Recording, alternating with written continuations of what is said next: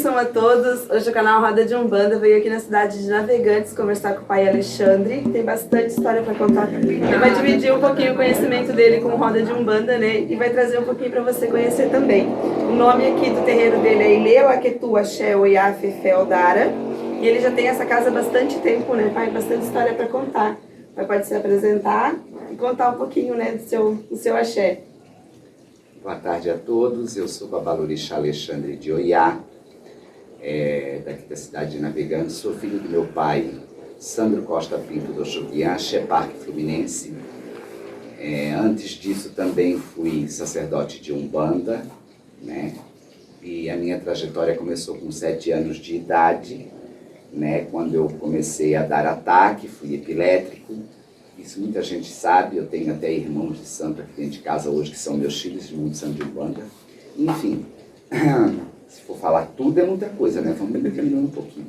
E aí minha família toda católica, apostólica romana da igreja, fui levado, indicado pelo padre, de me levar para algum lugar que benzesse, algo assim. Então me levaram para um terreiro espírita, onde havia uma preta velha da Dona Nina, na cidade de Porto Belo, isso há 40 anos atrás, porque hoje estou com 47 anos.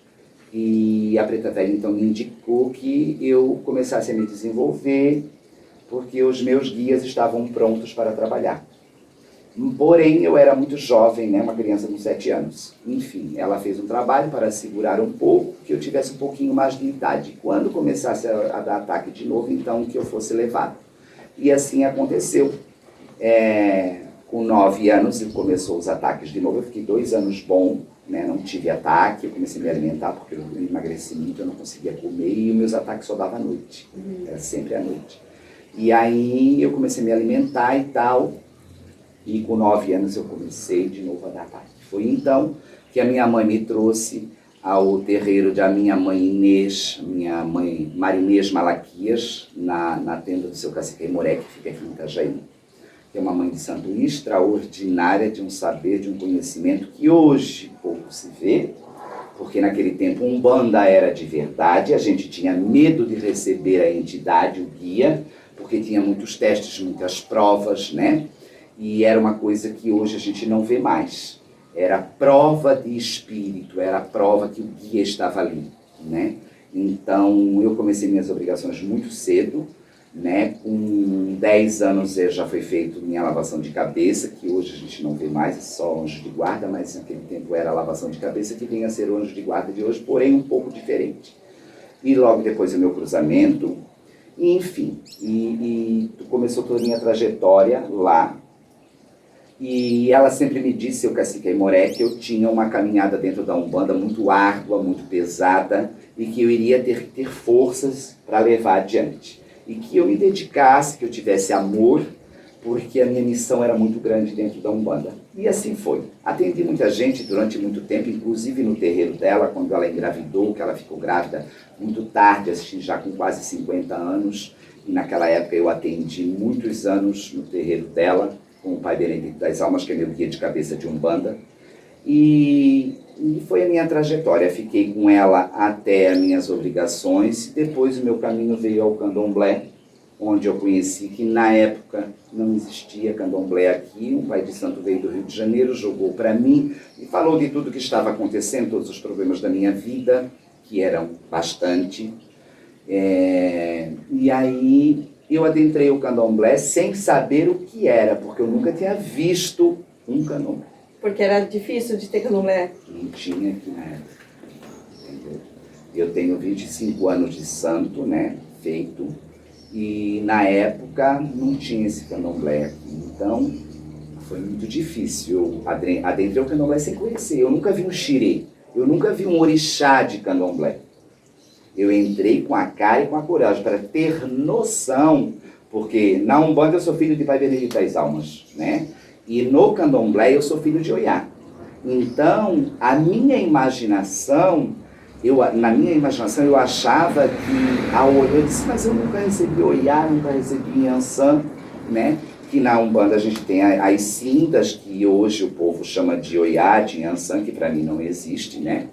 Então, eu achava que Oiá tinha que riscar o ponto no candomblé. Porque na Umbanda era tudo assim, riscar o ponto, né? Confirmar, e eu achava que era assim. Que seria assim. Né? Então, foi muito difícil. Enfim, graças a Deus, a Oiá, eu fiz meu orixá. Estou aqui vivo, né?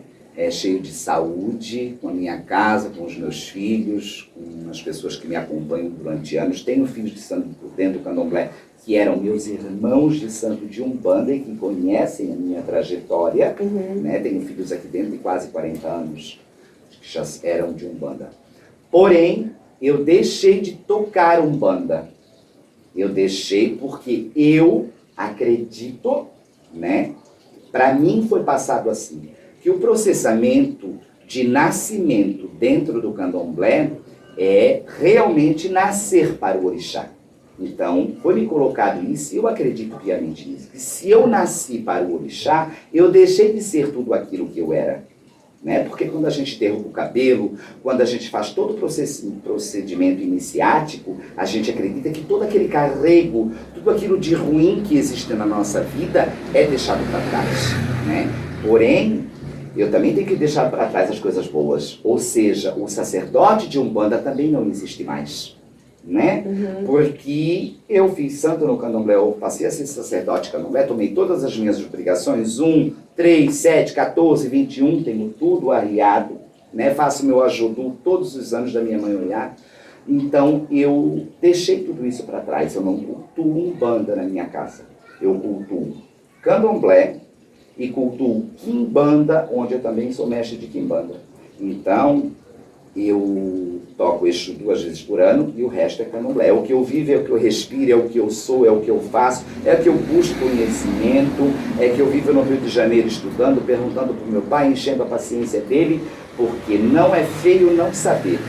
Feio é fazer loucuras na cabeça das pessoas. Então eu tenho uma concepção comigo, que se a gente não sabe, a gente tem que ir atrás do mais velho para aprender, porque ninguém nasce sabendo tudo. A gente aprende todos os dias. E o candomblé é uma faculdade que a gente não vai se formar nunca. Porque a gente está sempre aprendendo, né? Sempre. A religião é uma coisa que a gente sempre está aprendendo. É uma eterna evolução.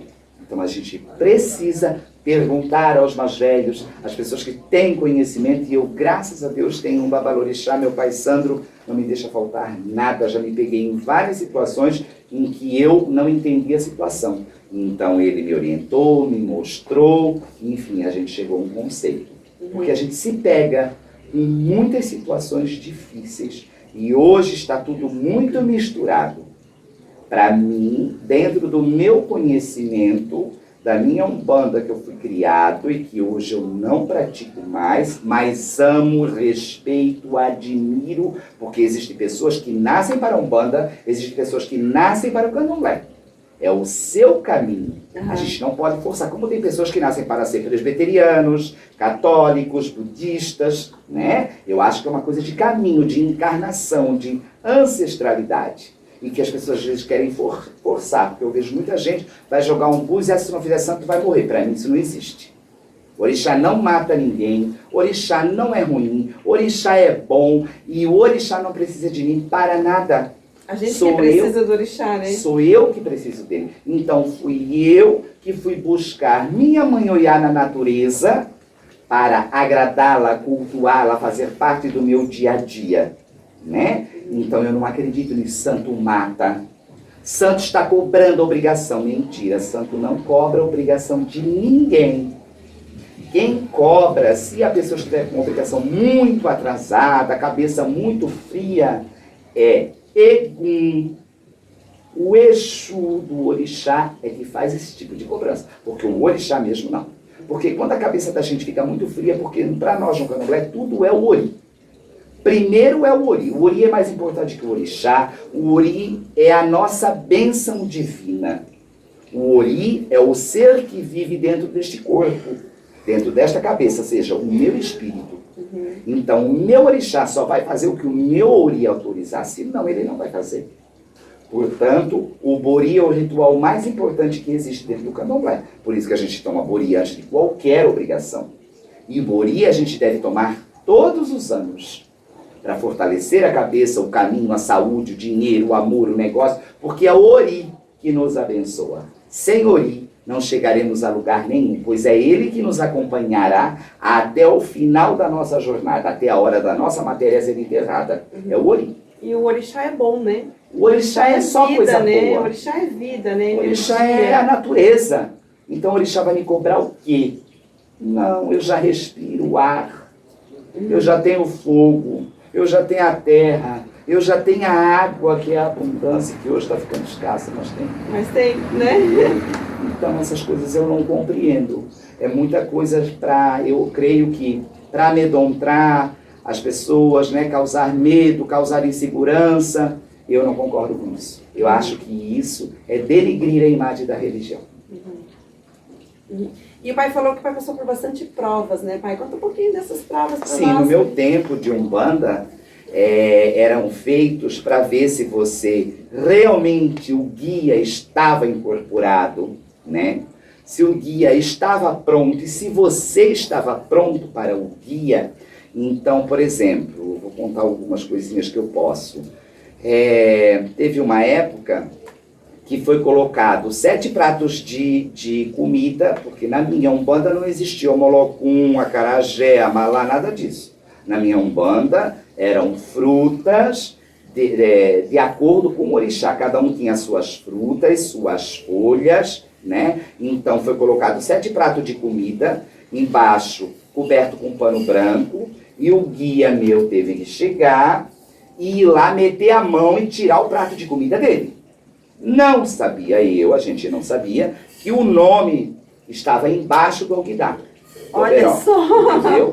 Então, não existia um teste igual ao outro. Todos eram diferentes para cada um que fosse. Minha mãe de santo, ela formou muito poucas pessoas. Pouquíssimas pessoas. E tinha mais de 150 filhos. Mas foram pouquíssimas pessoas formadas, né? Tipo assim, umas 15 pessoas. E tem gente lá hoje de 50 anos que está lá dentro e não se formou. Porque não tem o axé para ter terreiro? Porque não se desenvolveu. Porque o caminho dela não era ser um sacerdote ou uma sacerdotisa. Existem vários fatores. Existem pessoas que têm bloqueio. E a sua mediunidade não vai para frente. Existe. Entendeu? E lá não é permitido que se finja, porque ela sabia. Ela sabe, porque sempre foi uma médium vidente, clarividente. Então ela conversava com os espíritos. O meu preto velho, por exemplo, ela chegou uma época, ela disse: Alexandre, eu preciso fazer o teu incruso, meu filho, porque o pai Benedito não me deixa mais dormir. Ele me incomoda, porque ele não daí me deixa mais trabalhar. O incruso seria uma feitura. O cruzamento. Que hoje fala-se cruzamento. Naquele tempo era incruso. Que no meu tempo era o que precisava, era a base. Hoje existe a macia de sangue, 7 linhas, pai pequeno, mãe pequena, mãe de santo. No meu tempo não existia isso. Não existia. O incruso era a parte final. E então, se o guia da mãe de santo, no meu caso, o seu El Cacique Aimoré, achava que eu tinha missão, que eu tinha que atender, que eu já atendia no terreiro, desde os meus 12 anos, eu era uma criança que atendia. Virava a noite de preto velho atendendo. Então, ela foi à minha casa, abriu a minha mesa, cruzou a minha mesa, o guia veio, firmou o seu ponto, ela preparou o gongá e abriu a minha mesa para que eu atendesse as pessoas. E então, se porventura alguém precisasse de desenvolvimento, que eu poderia desenvolver. E isto, no meu tempo, era ser sacerdote de Umbanda. Hoje tem a camarinha, o alá, a bandeja, eu não conheço. Entendeu? Se eu for falar, eu vou dizer que foi o modismo que veio. Depois de um tempo, que foi uma época que veio a Federação Espírita para a cidade de Santa Catarina. Que na época eu não lembro agora quem era, mas... Então, chegaram na minha casa e perguntaram se eu tinha a camarinha de Pai de Santo. Isso eu já tinha terreiro aberto há muitos anos e tal. E eu disse que tinha. E aí perguntaram e tal. Eu disse: não, eu não tive saída debaixo do alá e isso e aquilo outro. Ah, não, mas então eu tenho que fazer. E na época eu era muito novo. Eu tinha 20 anos, 22 anos. Então, eu acabei fazendo, tá? Eu acabei fazendo a camarinha com Pai Celi, do Caboclo Rompimato, que hoje não está mais aqui, que até na época chegou a morrer aqui, vindo na minha casa, eu ajudando ele. Eu fiz com ele a minha camarinha, daí com alá, com isso, que veio o modismo. E na época a federação começou a pegar em cima disso. Então eu fiz lá o meu modismo também. Se fosse hoje, se você me perguntar hoje, você faria? Não, hoje eu não faria. Porque hoje eu sou um homem de 47 anos e eu entendo de lei, e eu entendo o que eu tinha. Mas e que eu não precisava de nada disso. Na época você se sentiu coagido, talvez, né? Sim, com certeza. Com certeza. E eu acabei fazendo isso. Uma outra prova, assim, que o pai considera que foi difícil, assim? Ai, foram tantas, mas tem umas, assim, que é meio complicada, né? A dos pratos eu acabei de contar, né? O preto velho foi lá, pegou o prato de comida, e daí o caboclo da mãe de santo disse, olha o nome que está debaixo do prato, e estava o meu nome lá, Alexandre. Né? Então era o prato. Aí destapou todos os outros e viu que debaixo dos outros não tinha nome nenhum. Era o único que tinha um nome, era aquele. Que daí era mostrado para todo mundo, entendeu? Minha mãe estava presente e tal. Eu não sei se eu deveria falar sobre isso. Eu fui muito queimado, muito cortado, com pólvora, com faca, porque hoje as pessoas fazem com navalha, que eu não concordo, porque navalha é uma coisa que pertence ao candomblé. No meu tempo era tudo feito com punhal, faca, enfiado na cabeça, nos braços, nas pernas, atirado flecha na cabeça da gente. Ah, é? Sim, era atirado flecha no pé da gente, era pregada a pessoa no chão. Hoje, se eu for fazer isso, vai preso. Com certeza, entendeu? Com certeza. Porque não pode. Entendeu? Onde hoje existe, creio eu, que existem pessoas que estão colocando mais coisas, matanças, mesas de comida, porque antes não podia preparar o corpo. Hoje tem que ter uma outra forma de preparação para o corpo. Entendeu? Para o médium, para a força do médium. Né? Teve um outro teste comigo que eu acho interessante, assim, porque como eu era filho de preto velho, e do Cabelinho das Almas, e teve um dia que o meu caboclo veio para umas funções que iriam ter de testes. E eu não sabia, porque para mim era tudo o preto velho, por eu ser filho dele, o guia de cabeça era ele. Então outros guias não viriam. E o caboclo veio. E teve que fazer uma função lá, e eu fiquei muito surpreso e todo mundo ficou surpreso. Porque não era para o caboclo, mas, como diz o caboclo, o seu Aimoré na época, era ele que tinha. Esta parte é com ele, não é com ele velho. Entendeu? E que era coisas que a gente não tinha ideia do que ia acontecer, que seria assim. Porque uma coisa é quando tu vê uma coisa e já sabe que aquilo vai acontecer, outra coisa é uma coisa que tu nunca inédito, viu. Né? Que tu nunca viu, não sabe como é que... Entendeu? Então o guia precisa estar firme, tu precisa estar incorporado, entendeu? Porque no meu tempo a incorporação adormecia o corpo inteiro, a gente achava que ia morrer. A incorporação é uma coisa muito complicada de espírito, não é um ventinho, uma dorzinha de cabeça.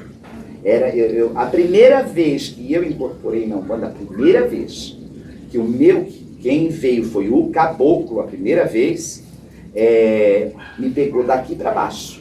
Daqui para cima fiquei eu, e daqui para baixo a perna dançava e eu pegava e agarrava todo mundo e levava comigo, porque eu não controlava as minhas pernas. O caboclo pegou daqui para baixo, não pegou daqui para cima. Isso eu tinha 9 anos, entendeu? Depois o caboclo começou a tomar, adormeceu as minhas pernas e elas sumiram, eu não tinha mais perna, eu gritava. Eu pegava a minha mãe, ela ia arrasto comigo, e eu, o que é isso? Me larga, o que é isso? E hoje não, hoje roda, bom, Kyo.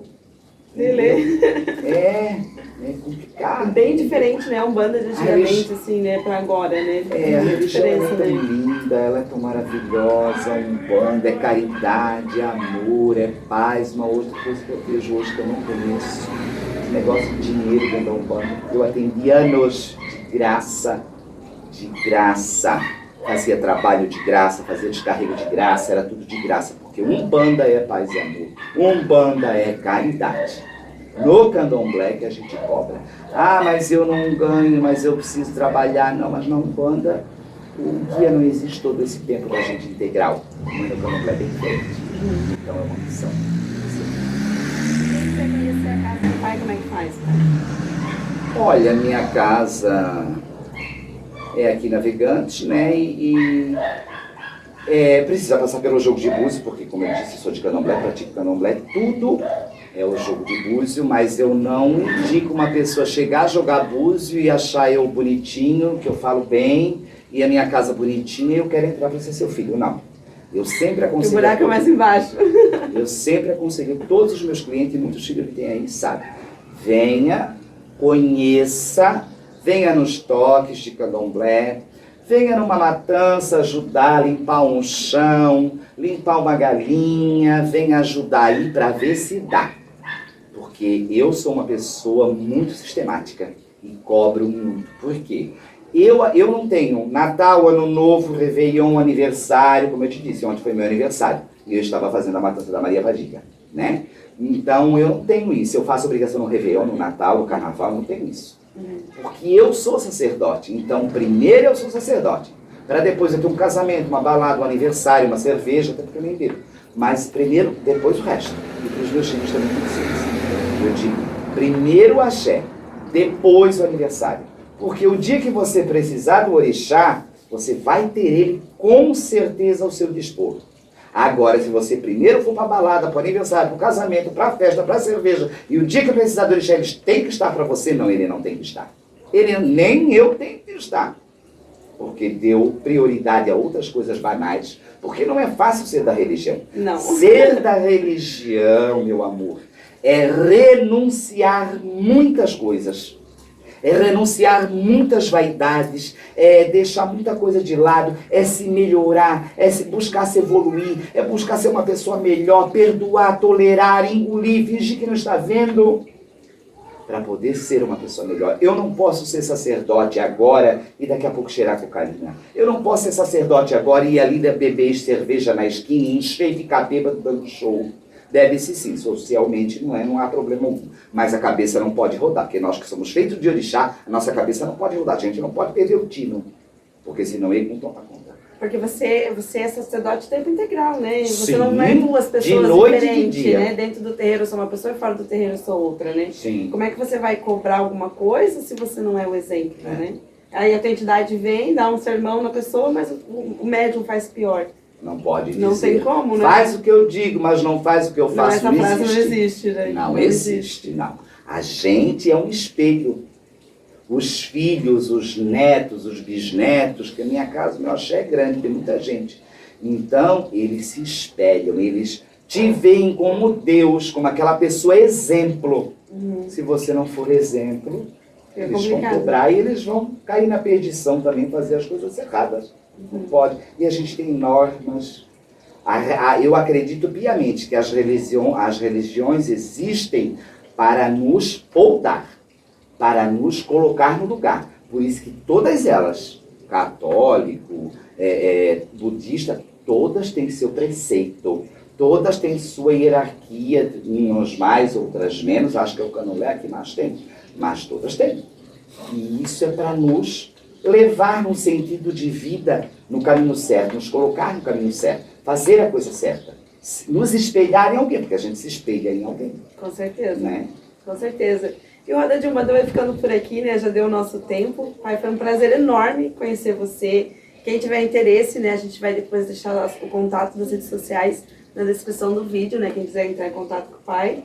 Pai, quer falar mais alguma coisa? Pai, fica à vontade, fazer finalizar. Queria deixar uma mensagem. Eu acho que as pessoas, seja ela de Umbanda, de Candomblé, de Kardecismo, né? Que é o estudo do Evangelho segundo o Espiritismo, que eu também já fiz, deveriam estudar mais, pesquisar mais. Hoje, a internet, a rede social, ela nos ajuda em muitas coisas, muitas. Então, eu digo sempre na minha casa, hoje é bobo, é enganado, é ludibriado quem quer. Porque tem tudo para todo mundo. Ah, não tem um ebó, uma feitura, uma coisa assim de candomblé, vamos dizer. Mas existe certo e errado. E eu acho que basta as pessoas terem discernimento para essa coisa de misturança de Umbanda com Candomblé, tudo misturado. As pessoas deveriam rever os seus conceitos, voltar um pouco lá atrás, no passado, perguntar para algumas pessoas que são mais velhas e verem que não tem nada a ver o que está acontecendo hoje, porque assim a nossa religião vai sendo defamada, criticada, e o pior de tudo, não é pelo crente, não é pelo católico, é por nós mesmos, porque um começa a falar do outro que não, mas não era assim, mas não se faz assim, mas assim é que é certo, assim é que é errado. Eu acho que é tudo muito claro. Eu acho que as pessoas têm que ir atrás dos seus mais velhos, atrás daquelas pessoas que realmente têm conhecimento para saber cada religião, cada coisa no seu lugar. Umbanda não é uma religião afro-brasileira. Afro-brasileira é o candomblé. A Umbanda é uma religião, sim, misturada de catolicismo, pagelança e kardecismo. Então eu acho importante as pessoas saberem esta diferença. Por exemplo, na Umbanda não existe ogã. Na Umbanda existe tamboreiro, tabaqueiro. Entendeu? Enfim, minha gente, estudem, vejam, procurem. A gente tem tudo hoje aos nossos pés. A gente consegue chegar na África. É claro que o culto de candomblé aqui é um, lá na África é outro. Aqui nós temos o candomblé, lá na África o culto ao orixá. Mas dá para assimilar algumas coisas e não deixar morrer a nossa religião, que é tão sagrada, tão importante, e que, seja ela Umbanda ou Candomblé, nos ajudam tanto no nosso dia a dia, nas nossas dificuldades. Basta ter fé, amor, conhecimento, lealdade e respeito. Assim, todos ficamos em paz. Muito bonito isso, né? Quem está vendo, quem está escutando, né? Leve isso para dentro do coração, né? E presta atenção, né? No que é falado, Preste né? atenção. Porque os mais velhos sempre têm alguma coisa para passar pra gente. A gente tem que realmente buscar esse conhecimento, né? Tem que buscar, porque nós temos tudo. O orixá é tão bom, os guias, as entidades de Umbanda são tão bons que hoje a gente tem tudo isso. Só que o verdadeiro, o que é correto, ele tem dificuldades. Entendeu? O banal, o fácil, aquele que não tem preceito, aquele que pode tudo, é muito fácil, todo mundo quer. Agora aquele que tem regras, aquele que tem um caminho a seguir, aquele que tem uma cobrança, as pessoas não querem, as pessoas querem o que é fácil. Com certeza, com certeza. Pai, gratidão por receber a gente, gratidão a vocês que estão escutando. Se inscrevam no canal, dê seu like, compartilhem, e o Roda de Umbanda fica por aqui. Axé e até mais. Axé. Axé.